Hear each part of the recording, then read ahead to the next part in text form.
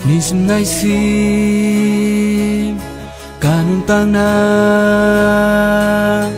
nang maday na bangin hong nung tasakin Namay noya nang kong biyahin Lusum kepeuto nang kong patingin Nong kong pinaatsakin hong kilang sakit Nong ton pinaatsakin Bitin kong hong kilang sako Nang mare kong lungguhin Kanang tangan ang kong kisami Nang lawin itay kenge Nang sumbe Katol damhin Tulong dek-dek kicil namuni Aton tuhong ton pio Kong kisamhin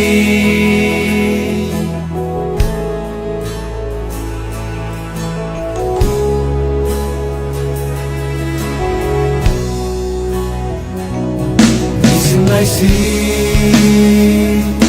kanong tangan Nang maling nabangin hong nung nasakit Namay bayan nang kong biyahin Lusin kepeuto nang kong patingin Nung kong pinaatsakin hong ilang sakit Nung kong pinaatsakin bikin tuhong kilang sako Nang mare kong lungguhin Kanang tanan ang kong kisami Nang lawin itay kenge Nang sumbe Katol damhin Kalung daytay kitsin na muli Aton tuhong ton tio kong kisamhin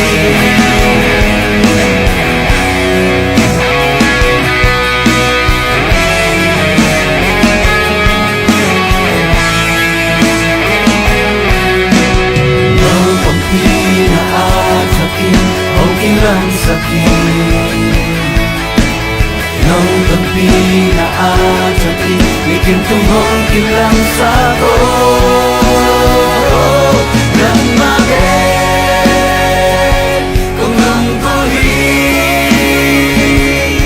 Ganun tanan ang kong kisami Nang lawin itay kenge Nang sumre Katol damhin